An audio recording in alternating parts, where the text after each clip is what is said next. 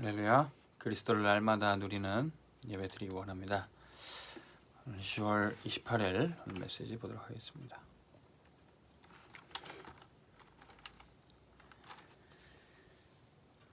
어제 그제까지 하나님이 생각지도 못한 사람을 쓰신다고 그랬습니다. 사람의 실력과 능력으로 쓰시는 것이 아니라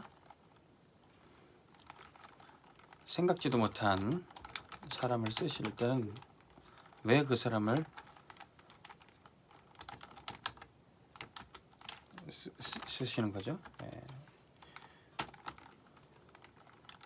그 사람이 구원받은 하나님의 자녀, 구원의 복음을 아는 자, 그리고 하나님의 자녀 신분과 권세를 누리는 자, 하나님이 이 사람들을 쓰시는 거죠. 근데 오늘 말씀은 구원의 복음을 알고 이 신분 권세를 가진 이 사람이 하나님의 사명을 가졌기 때문에 쓰시는 겁니다.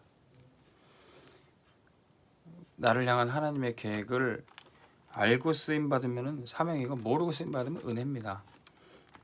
우리가 모르는 것보다 나를 향한 그 계획을 정확하게 알고 사명 붙잡는 게 중요하죠.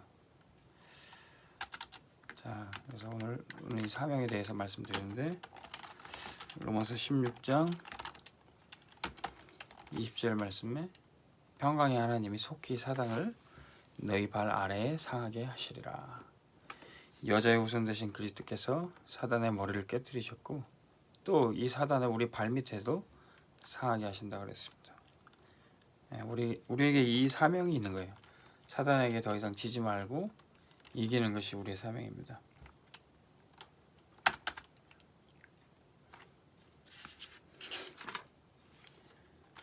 서론으로,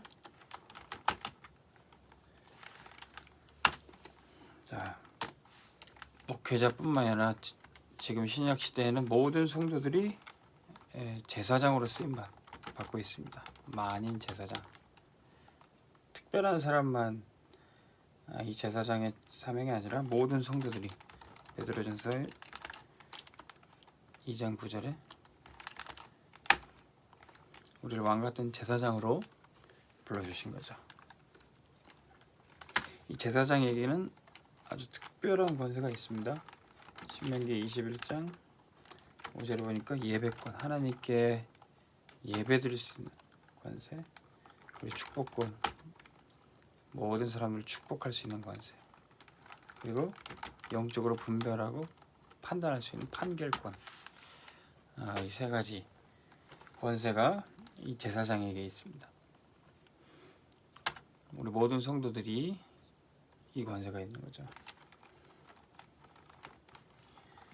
고린도후서 5장 20절에 보니까 우리가 그리스도의 사신, 그리스도의 대사라고 그랬습니다. 이 땅에 예수 그리스도의 말씀을 전하고 그분이 어떤 분인지 전하는 자가 그리스도의 대사입니다. 그런데 우리가 이렇게 많은 권세를 가지고 있지만 이 땅에서 그것을 누리고 영영 사는 것이 아니라 우리는 나그네의 삶을 살고 있어요. 믿음의 사람들은 다 이 나그네 인생 여정을 걸어가는 겁니다. 권세 있는 자지만 이 땅에서 그것을 세도를 부리는 것이 아니라 이 땅은 나그네처럼 지나가는 삶처럼 바라보는 것이죠. 자, 그래서 이 권세와 또 이 여정 속에서 우리가 해야 될 일이 무엇입니까? 모세와 또 여호수아가 다윗이 했던 것처럼 사람들에게 드려진 운명과 저주, 이거에 대해서 해방시키는 역할을 해야 합니다. 이스라엘 백성들이 강대국의 노예되고 포로되고 속국이 되었습니다. 이건 꼭 사단의 종노릇 하고 있는 것을 말하고 있는 거죠. 그리고 희한하게도 이 강대국의 권세자들이 꼭 우상을 만들고 거기에 절하게 만들고 무릎 꿇게 만들었어요. 이 사단의 발 아래, 우상의 발 아래 모든 사람들은 무릎 꿇게 만드는 겁니다. 이 사단 예수님께도 와서 시험했죠. 내게 무릎 꿇어 절하면 경배하면 모든 것을 주겠다. 이렇게 많은 사람들을 무너뜨리고 있는 것이죠. 자, 하나님의 제사장으로서 그리스도의 대사로서 사명 잡은 사람은 여기에 노예되고 포로된 사람들을 해방시키는 것이 우리의 사명입니다. 자, 그런데 복음만 전하면 해방되는데, 예수만 믿으면 여기 해방되는데, 구원 받았음에도 이 광야에서 이 광야 근성이 치유되지 않아서 계속 고통을 당하는 거예요. 이스라엘 백성들이 어린 양의 피로 말미암아 해방되었음에도 불구하고 광야에서 계속 무너진 이유가 뭡니까? 의식주 때문에 그래요. 구원받은 하나님의 자녀임에도 불구하고 하나님이 책임지신 걸 믿지 못해서 계속 원망불평하는 겁니다. 이스라엘 백성들이 그랬어요. 만나와 메추라기로 먹여주시면서도 구름기둥과 불기둥으로 세미하게 인도하심에도 불구하고 원망불평하는 거예요. 그래서 이 광야 근성을 치유해야 되는 겁니다.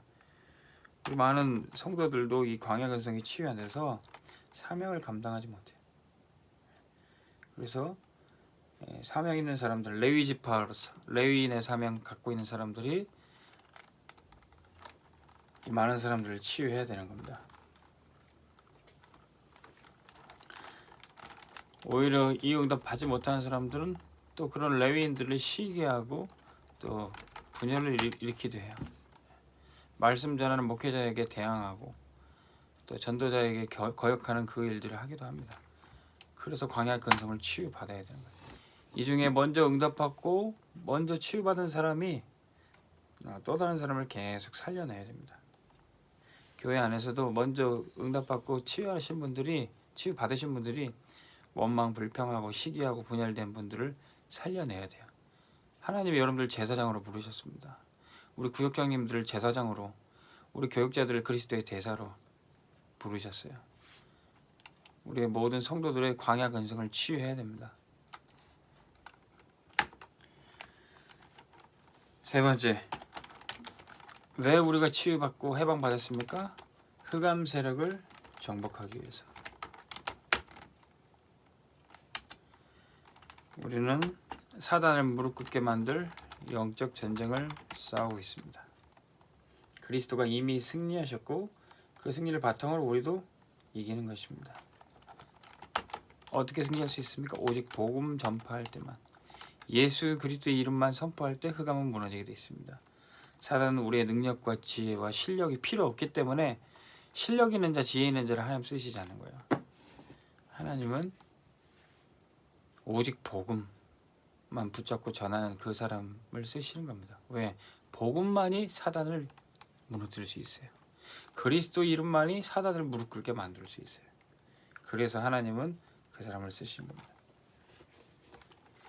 그래서 결국 흑암 문화는 정복이 되고 복음 문화로 재창조되는 거죠.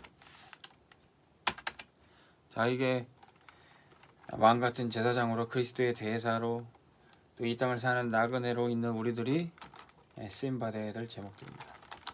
그런데 우리가 이 일은 하더라도, 하나님께 쓰임을 받더라도 계속 돌아봐야 될 것이 우리가 가진 사명의 동기를 계속 점검해야 돼요.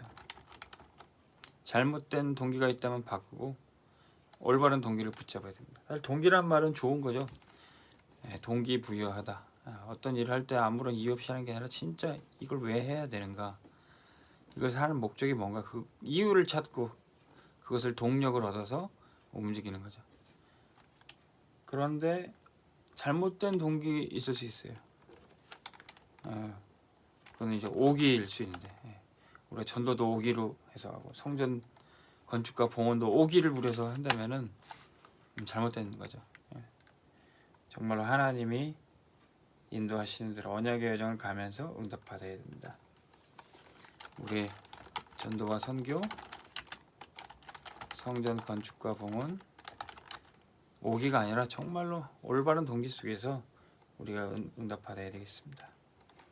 우리 렘넌트를 키우고 제자를 키우는데도 마찬가지입니다. 정말로 하나님 맡겨주신 렘넌트, 정말로 복음의 말씀으로만 양육해야 될 제자, 내가 잘못된 동기 없이 사역하고 있는가 우리가 돌아봐야 되겠죠. 자, 하나님께서는 사명 붙잡은 사람을 쓰십니다.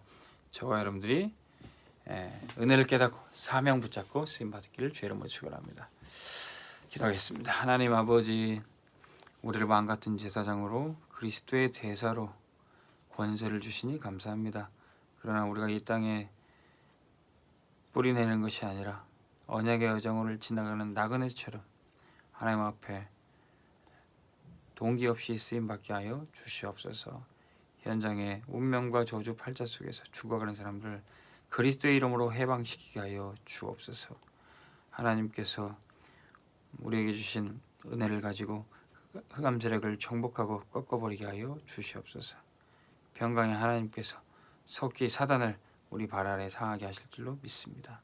감사를 드리며 예수 그리스도의 이름으로 기도하옵나이다. 아멘. 승리하시기 바랍니다.